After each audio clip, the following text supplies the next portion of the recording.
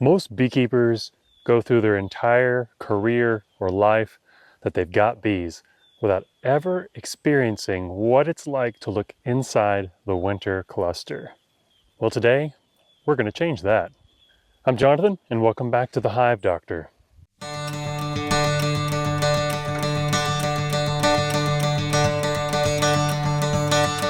Today we're going to look through the unique POV, stands for point of view, of the bee in the winter cluster, and we're going to do it in this hive. This is something that we normally protect, we don't disturb, ideally, and so we never get to see. The only thing we ever do get to see is when we remove boxes. After we've smoked the hive, we see the aftermath of that. And that's very different than seeing the winter cluster in their ball of warmth. Today we won't open the hive. We're not going to break the seal of propolis they have. We're simply going to slip in a tiny lens using my endoscope, which has got a flashlight on the end of it, and we're going to actually video the inside of our winter cluster and see what it's doing. So what you're about to see is a hidden wonder of the world of bees.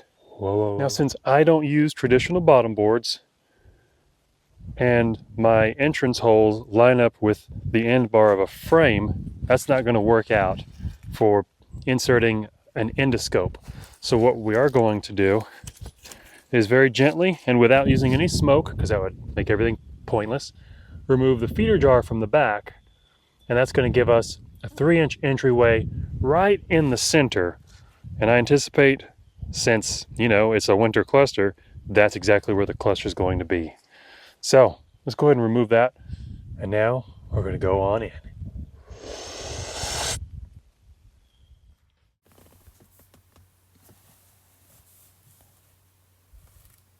So we're going to go up the right here, and this is the bottom deep hive body. And right in the middle, being right in the middle, you can tell the cluster is not in the deep. They're likely in the honey super right above it.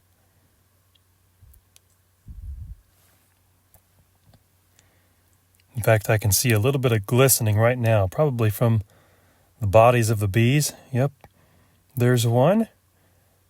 And we are witnessing being right on the edge of the outer crust of the bees, of the winter cluster itself.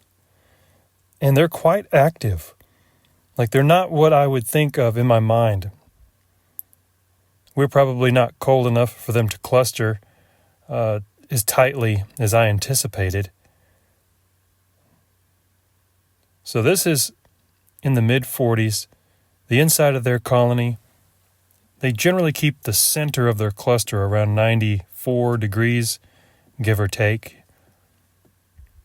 which of course is right where the queen and a little bit of brood are. I thought that our visit inside today would be a little less unnoticed, but as you can see, the bees are kind of chasing me out. So let's see if we can go up between a couple of other frames and hit the cluster from a different angle. And again, no bees in the deep here. They've already moved up that far since preparing them for winter. And they're already ready for me.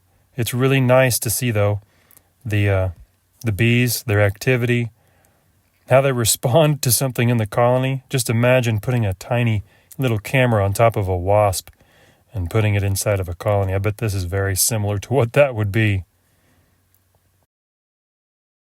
This is not as minimally invasive as I thought it would be. It's a little bit more so. They're definitely on guard. And this camera is not welcome in the hive today.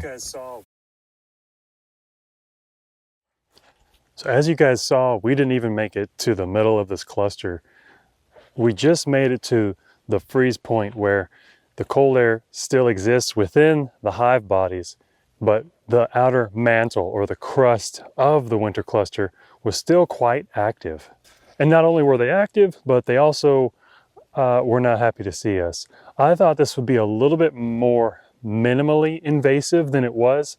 I got a reaction from the bees I kind of anticipated, but I also thought I would see them at a more calm state. And perhaps maybe we're not cold enough, and the wind chill's making it probably closer to 40 today. It's quite cold. It is sunny, and that helps, but it was kind of cool to see the action that's happening in the colony. And of course, the queen is at the very center of that, and I tried to push through to see if we could get more deeper into the cluster, but at that point, there's just so many bees, you don't really see any details or anything specific. And though it didn't necessarily turn out the way I intended, and you know what, that could just be because this is one of my first times using this thing. Maybe I'll get better with it, directing it. This is a pretty inexpensive one. It does not have a directional lens. I just had to push it and see what happened and see what kind of footage I got. But it's still really cool to see the world of darkness that the bees live in all winter long, heating the colony and understanding a little bit more what goes on inside the hive. I have other diagnostic ideas that I'm coming out with, kind of in phase secret right now about that. But I'm really excited to show you guys, as being the Hive Doctor, showing minimal invasive diagnostic tools that we can have with our beehives. In the meantime, check out this video on doubling your winter survival rates. It's what I'm going to be doing this winter.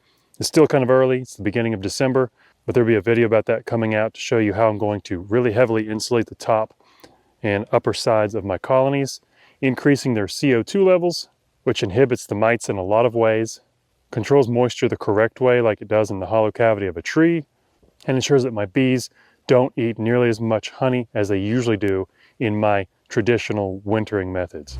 Hey everybody, Hive Doctor here in the Beak Jeep, disturbing and interrupting your video.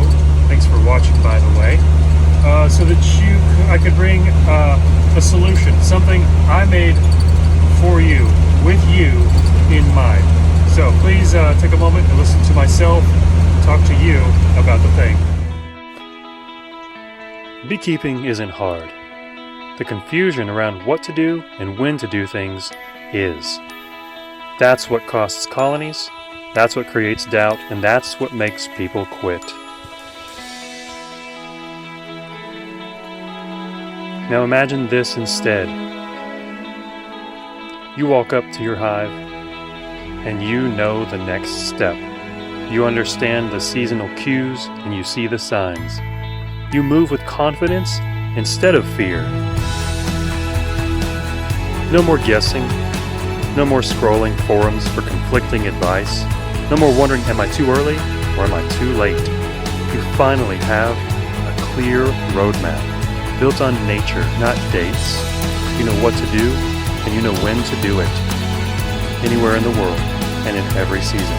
And that certainty, that's what turns beginners into beekeepers today.